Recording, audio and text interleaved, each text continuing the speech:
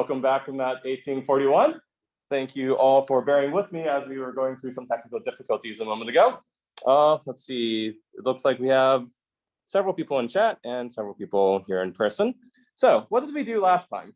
Last time, we spent some time on the frequency moment sketches. So last time we did frequency moment sketches for both F0 and F2, obviously F1 being trivial sketches. And so we've spent a lot of time on those kinds of sketches, and we saw how we could use different levels of independence for certain types of sketches where you needed more random variables altogether. But now, what we're going to do today is we're going to address a slightly different problem, though it's a little bit related. We're going to talk about majority item and frequent item sketches. So we're just going to keep track of the items that are frequent instead of doing some weighted sum of them. And how do we do that? Well, first, let's see a basic example of the kind of problem we're talking about. So let's talk about majority item sketches and an application of lists that you might see in vaguely the real world, since this is applied.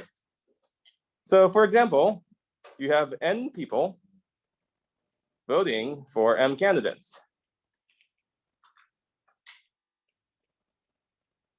And of course, like if you've ever voted before, one of the things you're interested in is, does anyone get a majority of the vote?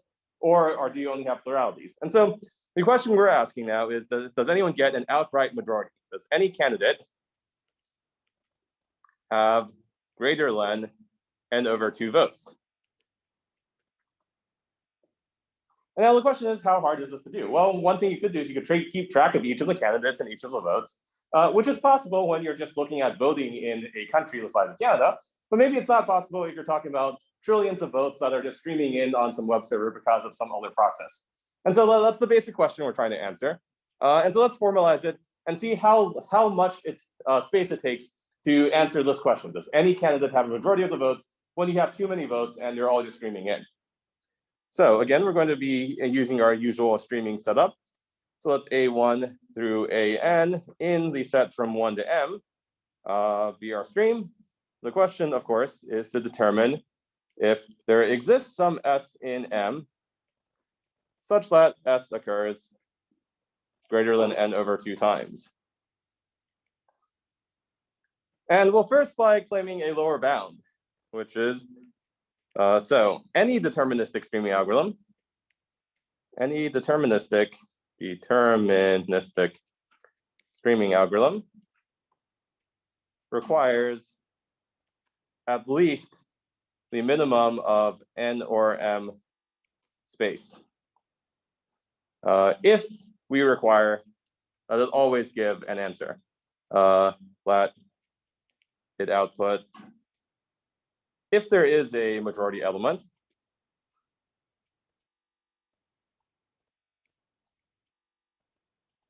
and if so, what is it? Okay, and that'll be important because if we relax either of these assumptions, it turns out we can do better. But for now, we're going to say you have to answer the first question of if there's anyone who has a majority, and then answer the second question of if there is a majority, who is it? Well, why can't we do this in less than minimum of nm space? Well, let's suppose that n is even. Suppose n is even, and the last n over 2 items are identical. So note that every possible set of unique n over 2 items, set of unique n over 2 first items, must have a different memory configuration, have a different memory config.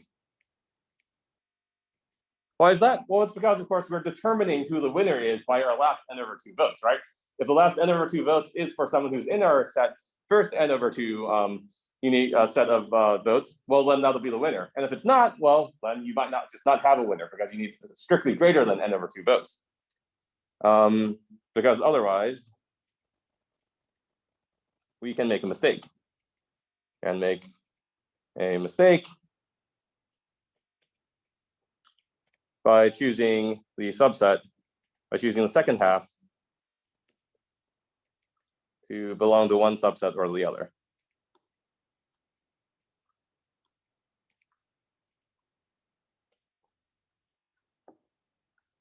And then we note that if n over 2 is greater than or equal to m, then that means that we have 2 to the m minus 1 subsets,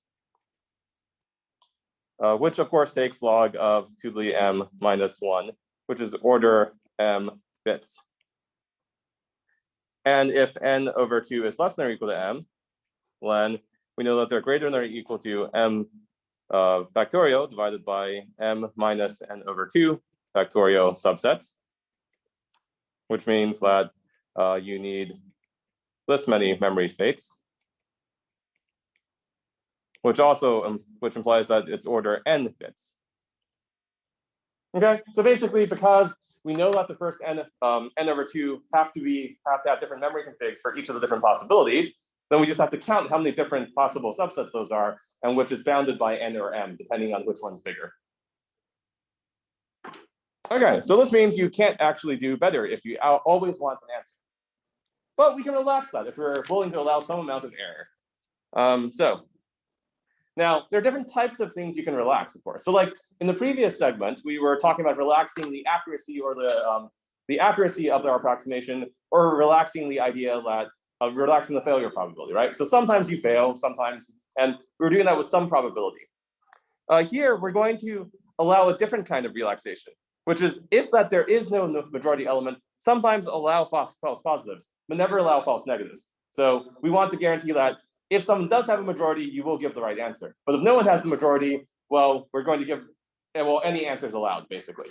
As opposed to in the previous case, where for this deterministic algorithm that we're saying has to have at least minimum of n or m space, in that case, we're saying that we're not allowed to say the wrong thing, ever. But we are allowed to say the wrong thing if there is no majority element in the relaxation of this problem. So let's call this the majority algorithm. Majority algorithm. And so this has with undefined behavior when no majority. Okay, so if you end up with some plurality, the algorithm could give you anything and that would still be acceptable behavior. Though obviously that may not be so good in real life, but for the purposes of this algorithm, that's the relaxation we're going to do. And it turns out you have to store much less information if you allow this relaxation. And so the way this is going to work is you're going to initialize some space B with the first element, and some counter with the value 1. And what we're going to do is for each of the items in our stream, so for AI and I in 2 through n, if B is equal to AI, well, then we're going to increase the counter. But if that's not the case, else if C is greater than 0, then we're going to subtract 1 from the counter. And if C is equal to 0, then we're going to put that new element in and set the counter equal to 1. And at the very end, if C is greater than 0, we're going to output B. So what are we doing here? So what we're basically saying is that if you're only storing one item at any one time. And if you think about it, that item we're storing is basically the running lead. And so if that one item is in the lead, it's going to have some count greater than 0, right? So it's going to have some count. But then if you see anyone else that appears, well, then you're going to subtract away one of the counts from it. So effectively what you're doing is you're doing paired elimination of items. So paired elimination of items. And now if there is a majority, that means that you can't eliminate all of its items. So every time you see a number, you're either increasing some counter or you're eliminating something else from it. And so if you have an actual majority, then it has to appear greater than n over 2 times, and so it can't be eliminated. So if there exists majority item appears greater than n over 2 times, and so it cannot be eliminated. So if there's a majority item, then that will be the value of B at the end of the procedure, assuming that C is greater than 1. And if there isn't a majority item, well, anything could happen. We could give some response, or we might give no response if the counter is set to 0. So we have undefined behavior in that case, but by Willis relaxation, we're guaranteed that if we have a majority item, it does get correctly reported as the majority. And you'll notice that this uses much less space, right? Because all we're storing is we're storing a single counter that uses space at most log n, and we're storing a single element, which uses space at most log m. And so instead of taking a minimum of n or m space, we're taking log n or log m space. So significant improvement if we relax this requirement to always have a correct answer. And we can actually generalize this. So this was just for a single majority element. It turns out you can generalize this to capture all the things that appear many times. And the way we're going to do this, this is called the Misra-Gries algorithm. In your book, I think it's called algorithm frequent, for basically capturing all frequent items and not just the ones with a solid majority. And the way this is going to work is instead of just storing a single item and a counter, you're just going to initialize k of them. B1 through bk equal to 0 buckets, and C1 through ck is equal to 0 counters. We're assuming that 0 isn't one of the actual items. We're counting the items from 1 to m. There's just some no value.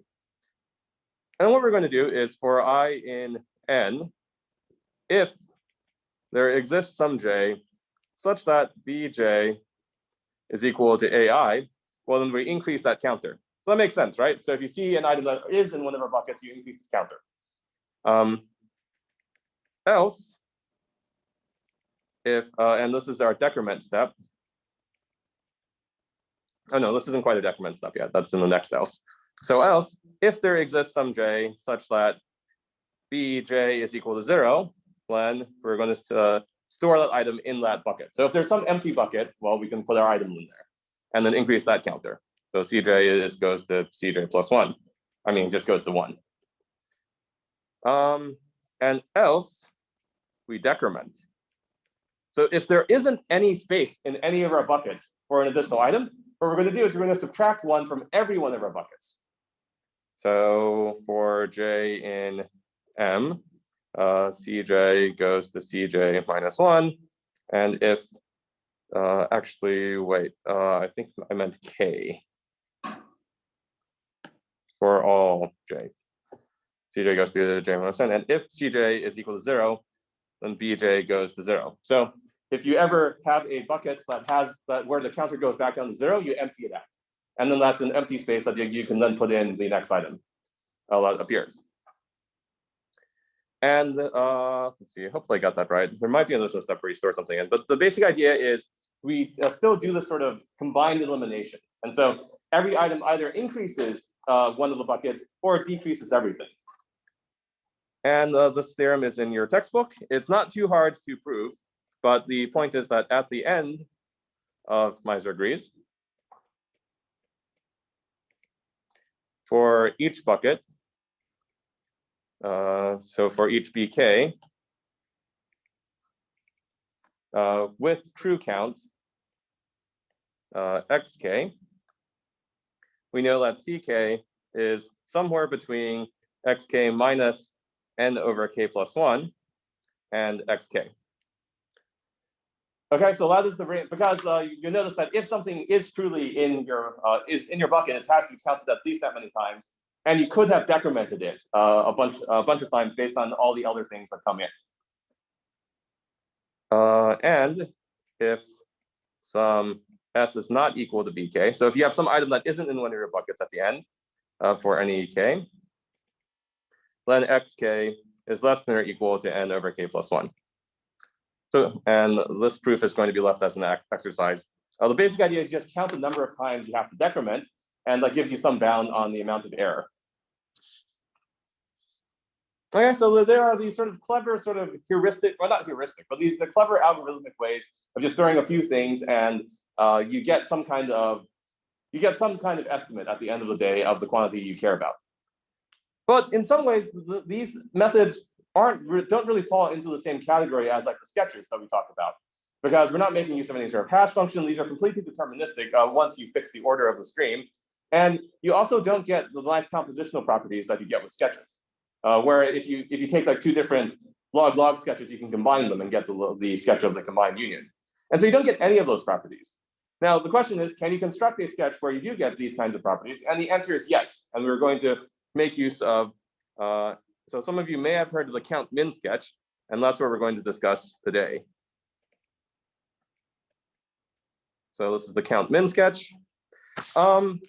So quick question, both for people here and people in chat. How many of you have heard of Bloom filters? Okay, then great. Then I will explain that before explaining the Count-Min sketch. So let's see. And people in chat can also reply to that if you want. So let's recall Bloom filters. And by recall, I mean explain. So this is a probabilistic set membership query. So what does that mean? That means that we have some set A, and it has some set of items, and we're asking, is this new item that we've just received inside our set? And we want to answer that with some high probability. So what we do is we maintain a bit vector. So of course, we can do this if we have a bit vector that spans all the different items that are possible in our universe. But that takes up a lot of space, right? But you can just store one bit wherever you see an item. That takes a lot of space. So we're going to maintain a smaller bit vector. Let's say, looks something like this. And there I have a bunch of boxes. And each of these can either be a 0 or 1. Okay, and what happens when you receive an item? So if you receive an item I, then it gets inserted into several different spots. It goes inserted into H1 of I, it gets inserted into H2 of I, and so on for a bunch of hash functions by setting bits corresponding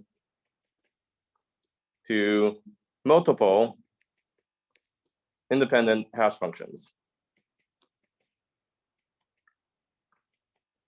And we're not going to worry too much about how much independence you need for now. Let's just assume that these are, roughly speaking, idealized hash functions. So whenever you insert an item, you set a couple of bits. And how do you query an item? Well, you query item I by checking if, actually, let's call this AI, because that's the notation we've been using. Hash of AI and hash of AI. Oh, wrong color. I'm erasing everything here.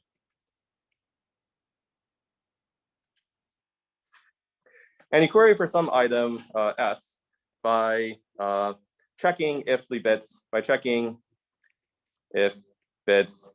H1 of S through HK of S for however many hash functions are set. Clearly, if you inserted this item, then you would have set all the bits. And if you didn't insert the item, there's some chance that the bits are set from other items you inserted, but also some high chance, depending on the parameters you choose, that, well, not all of those bits are set. And so basically, instead of just looking at a single collision, the way we've been looking at with universal hash functions, we have to have multiple hash collisions simultaneously in order for you to get a false positive. And so that's basically how Bloom filters work.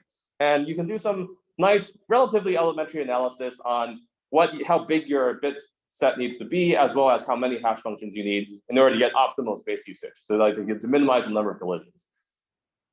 Well, that's all relatively straightforward. And we're going to see a much more advanced version of basically what we're doing. So note that, I guess I'll just repeat what I just said. So you might accidentally return yes, because of hash collisions.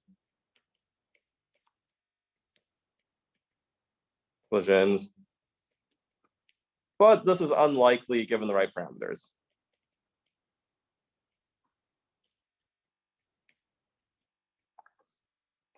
And so this is the way a classical Bloom filter is set up. And there are a couple other things you might imagine doing. So one of the things here is that right now, each of your hash functions is mapping to your entire bit vector, right? And so the wires can get crossed. And this isn't actually a problem when you do the analysis, but it does make the analysis a little bit more complicated. So we're going to do a slightly different data structure where we're going to split up each of the hash functions to make our analysis easier so we can consider all the different actions independently, basically. So we can also imagine each hash function having its own range.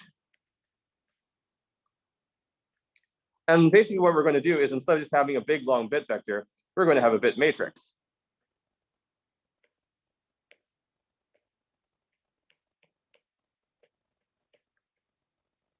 We're going to have a big bit matrix. And then hash function 1 is only going to map to the first row. Hash function 2 is the second row. Hash function k is going to map to the last row, etc. And you get the same properties, right? Because you want to check to see if all the bits are set. And so you get the same type of property in terms of the number of hash collisions. But now what else we can do is, we are only storing bit vectors right now because we're only checking for membership in the set. It turns out we can generalize this and also count how many times things appear. And so this will allow us to get frequent items by using the sort of hash function based technique, rather than doing the sort of decrementing counter based technique that we showed at the beginning of class. So what do I mean by that? So let's adapt this and give the Count-Min sketch. So adapt this to frequency counting using the Count-Min sketch.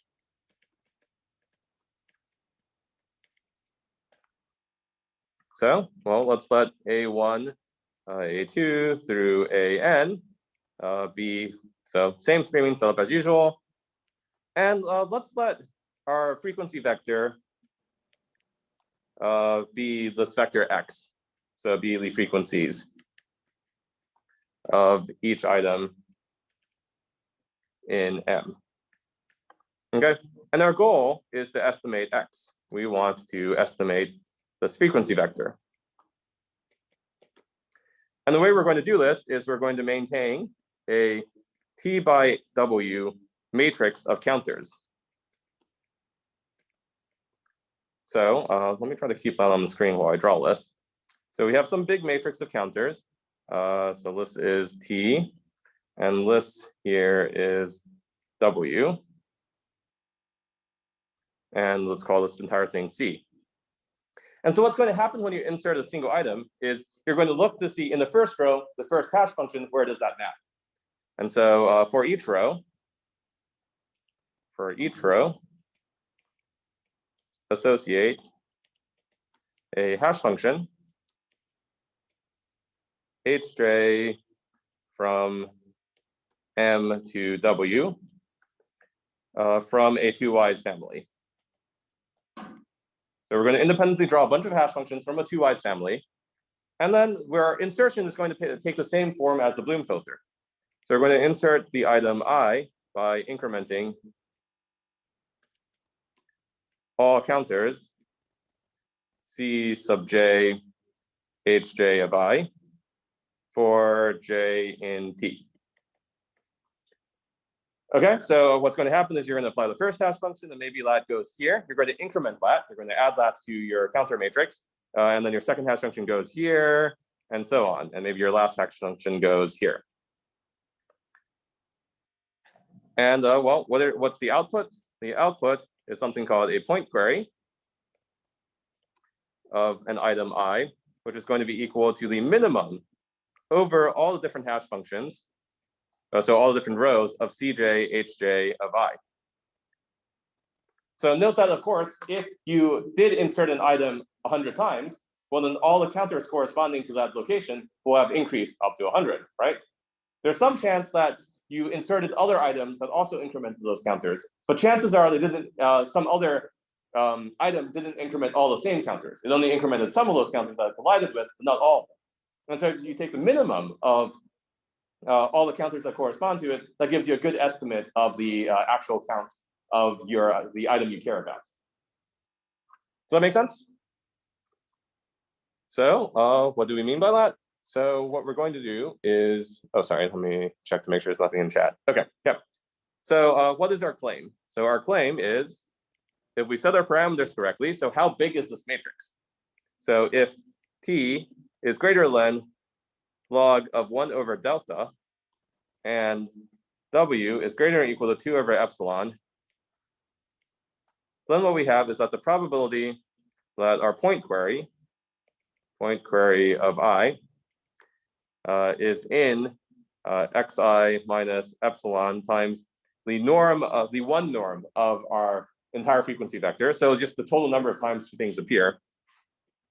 And x between that. So it's basically epsilon off in terms of the one norm of the overall frequency vector.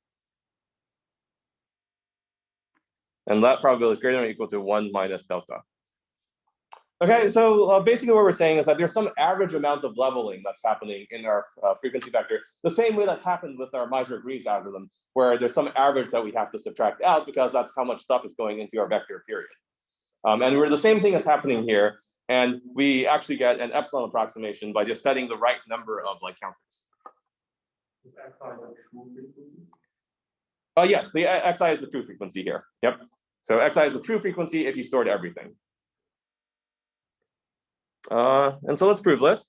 Note that this has a very similar form. So as the other things we were doing. So in the other examples, we used some sort of median trick, right? To allow us to get something that allow us to lower the failure probability down to delta by using log of 1 over delta repeats. And effectively, that's what we're doing here.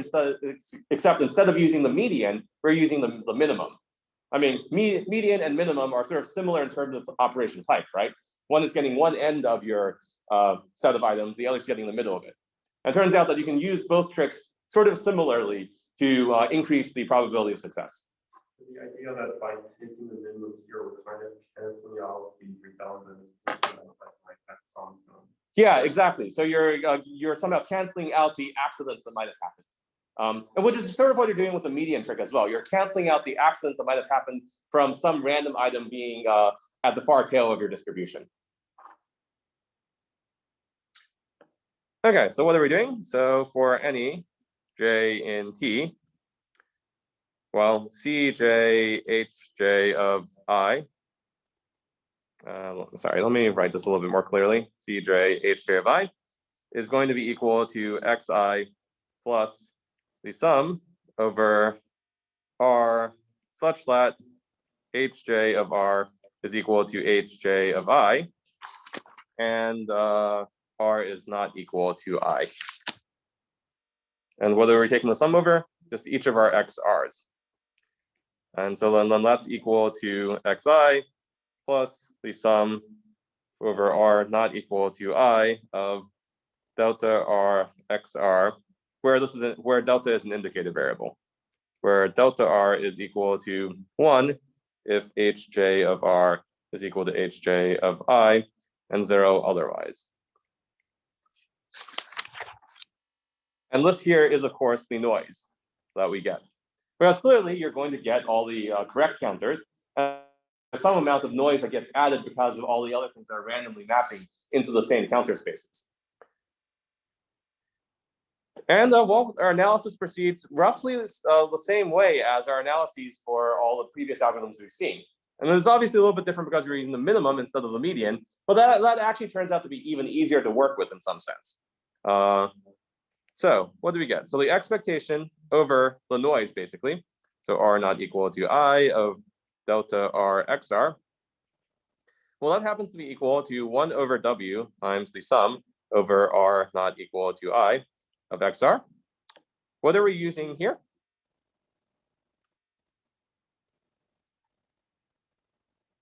So here, note that the condition here that we care about is whether or not these two hash to each other.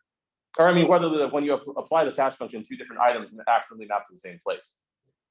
So by using basically two independents, we're able to get this to be true.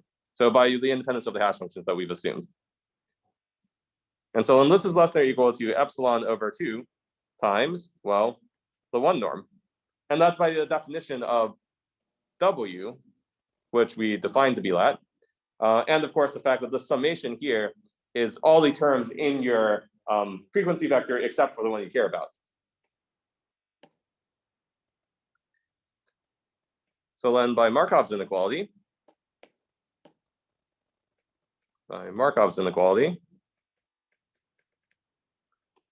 and since xi is greater than or equal to 0, the probability that the noise is greater than epsilon times the one norm is less than or equal to 1/2. Okay, so we now have something that's true with something that fails with less than 1/2 probability. And of course, we can extend this. So Cj, oh, well, also since Cj Hj of I is greater than or equal to Xi, and with probability greater than 1/2, strictly greater, Cj Hj of I is less than or equal to epsilon times this. So basically, this is the case for any single row. And of course, we have a bunch of rows. We have log of 1 over delta rows. And so we're repeating that. So we are repeating that procedure t equals log of 1 over delta times. And then what we get is that the probability that the minimum over all of these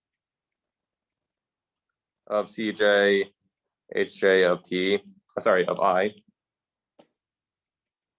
is greater than Xi plus epsilon times the 1 norm. Well, that's equal to the probability that for all j in t, I'm running out of space, aren't I? That's all right. Hj of I is greater than epsilon times. But this is because all of these are independently chosen hash functions, this is just less than or equal to 1 over 2 to the t, which is less than delta by construction. Note, of course, that this is only useful for the most frequent items, which are sometimes called heavy hitters. So very frequent items. Because otherwise the noise from the random things will swamp it out. Heavy hitters where Xi is greater than epsilon times the 1 norm. So basically it's useful for all the items that appear more often than the random noise you'd expect from doing this. So useful for around 1 over epsilon of the values at most. So basically, you can't use this sort of method to find the counts for infrequent items, only for the frequent ones. Because for infrequent ones, you have too much noise. Okay, so that's one of the ways you can use hash functions to sort of to get at a similar sort of thing as the earlier methods, which made use of just like counters and made use of counters and decrement and buckets. Oh, oops. Is the 1 norm of X just 1 if it's a frequency? Oh, no, it's not normalized. So yeah, so it's unnormalized here. Yeah. Mm-hmm. So that's just the count of the total number of items. The reason we word it this way is because you might also imagine a case where you get updates that are an item and how much weight you should be adding. So if you think about this in the general form, where it's not just a stream of items, but a stream of updates, some of which are bigger than others, then this makes a little bit more sense. Yeah, but so the proof is entirely the same. Okay, and let's finish off our sketching section with set similarity, which I also mentioned during our whirlwind tour. And so this will end our sketching section, and then we'll move on to random graph theory on Wednesday.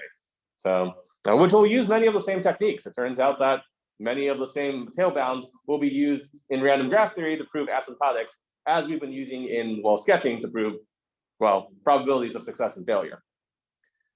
So set similarity. So let's let A and B be contained in some universe, be 2 subsets, and let N be equal to the overall size of the union of these 2 subsets. Then the Jaccard similarity, J is equal to J of A B, which is equal to A intersect B divided by A union B, is a measure of set similarity.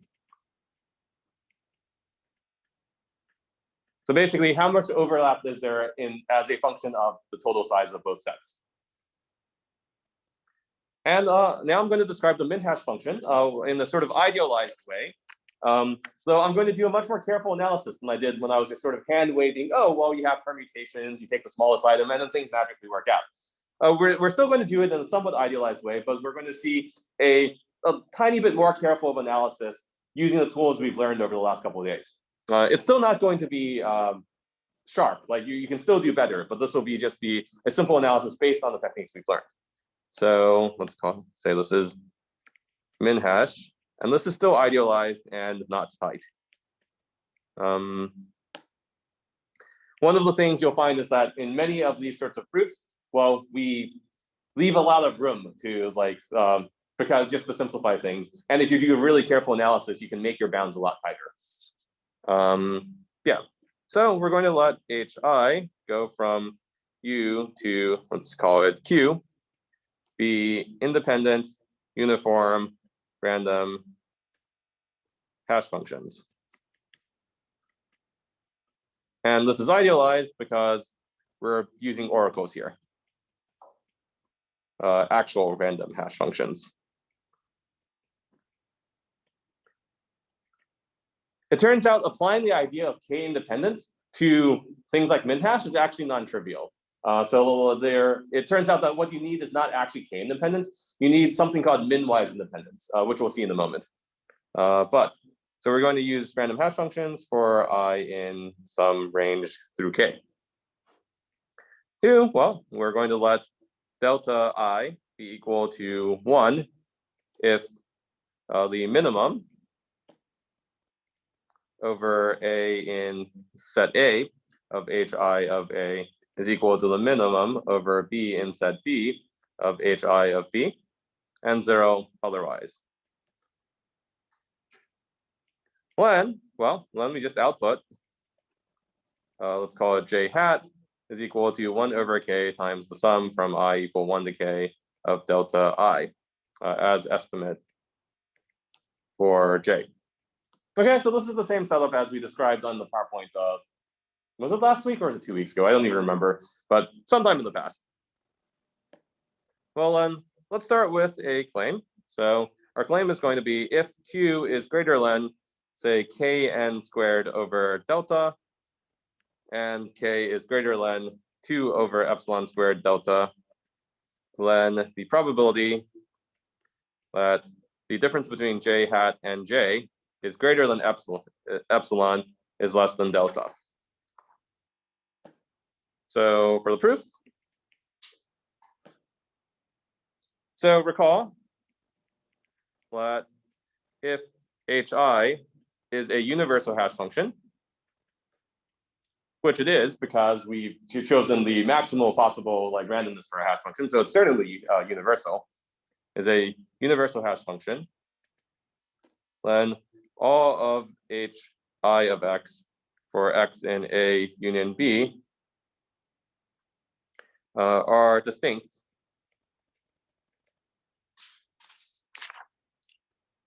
with probability at least 1 minus delta over 2k. So this is not quite something we've proven in class. What we proved in class back when we were talking about hash functions was that if you have n cubed, then the probability at least 1 over n, all your items are distinct because you're just mapping them all randomly, and this was the birthday problem. So the question was, do any 2 items collide? And of course, that same analysis you can do for any number of, you don't have to stick with n cubed. If you had n to the 4th, well, then you'd have a roughly less than 1 over n squared probability of collision. And so here we're just choosing some other number of hash functions. And the number of hash functions we chose was k, which is 2 over epsilon squared delta. Well, so we have at least probability, oh wait, sorry, I mean q or, yeah. Did I get that right? Actually, sorry, q is the number of, I think I might have messed that up. But regardless, if you have enough hash functions, you have a low collision probability, and so they're all distinct. And so this is the idea of signatures, and hopefully I got the constants right here. It's quite possible I messed it up, so please let me know if you see an error there. So basically what we're going to do is we're first going to assume that there aren't any collisions. And we know that there aren't any collisions with high probability, right? Assuming we choose enough hash, we make the range of the hash function big enough, then you're not going to get any collisions. So by the union bound, all of our HI have no collisions with probability at least 1 minus delta over 2, which is the reason why we chose this, because we have k different hash functions. So previously we were talking about the range of the hash functions, so we needed that to be big enough, or you would have collisions for within a single hash function. But now we need to ask, well, we also want to make sure that there aren't any collisions in any of the hash functions. And so that's why we had the k term in the up here in Q. So that's how we're controlling the number of collisions. And so basically we're saying with high probability, we don't have any collisions at all. And this makes our analysis easier, right? Because if you don't have any collisions, then for these uniform random hash functions, then you're basically doing a permutation. Because if you had collisions, then all of a sudden your hash function isn't a permutation anymore. And so then that's sad, because then you have to carefully analyze that. Okay, so if that's the case, well, then HI of A is equal to HI of B only if A is equal to B, which is what we care about. So now all of a sudden we can talk about this as a permutation, and then this implies that the minimum of A in A, HI of A, is equal to the minimum over B in B, HI of B, only if A is equal to B in A and so then it has to be an intersection. And clearly, the converse also holds. So, well, if the minimum is in the intersection, well, you're clearly going to get the two to be the same. Clearly, the converse also holds. So the expectation of delta I is going to be equal to J. And the expectation of is then also going to be equal to J, since you're just taking k copies of that and averaging. And it's also pretty easy to choose that show it because these are all Bernoulli random variables. The variance of delta I is less than or equal to J, which is something we've shown before. So because these are 0, 1 random variables, these are indicator variables, and so it's pretty easy to calculate their variances. Well, then we know that the probability that J hat minus J is greater than or equal to epsilon is less than or equal to the variance of J hat over epsilon squared, which is less than or equal to 1 over epsilon squared times 1 over k times J, which is less than delta J over 2, which is less than or equal to delta over 2. And that ends it, because we had a 1 minus delta over 2 probability of failure in terms of getting a collision, and a delta over 2 probability of failure because of this bound here. So this is a tail bound. So what do we need? So when we analyze this, plus we need O of 1 over epsilon squared delta times log of kn squared over delta, which is equal to O of 1 over epsilon squared log of n over epsilon delta space. Note that this is not tight at all. This is just an easy analysis that we did, and we had several ways in which, like, you don't actually need this much power. Not tight at all. As an aside, if you're in this idealized oracle setting, you can do much better. In idealized setting, you can get something on the order of 1 over epsilon squared log n plus log of 1 over epsilon for epsilon additive error with high probability. So I'm leaving out the log of 1 over delta term here. And this was something we proved last year. And as another aside, we assumed independence. So we assumed hash functions were fully random. And unfortunately, it turns out that for MinHash, the condition isn't that you just get uniformity. The condition that you care about is that the minimum could be any item, right? And it turns out that's not quite the same as saying that each of your items is uniform and independent of each other. So you actually need a much stronger condition. So we unfortunately cannot just use 2y's, 2 or 4y's functions, hash functions, but need much more, but need a stronger condition, i.e. that any item is equally likely to be the minimum.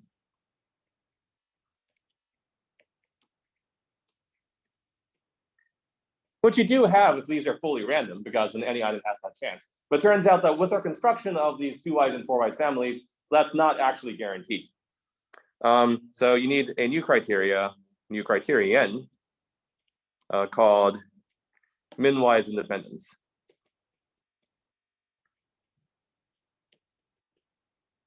So we talked a lot about k-dependence because that's one of the easier things to sort of define in terms of hash functions, one of the nice statistical properties of it.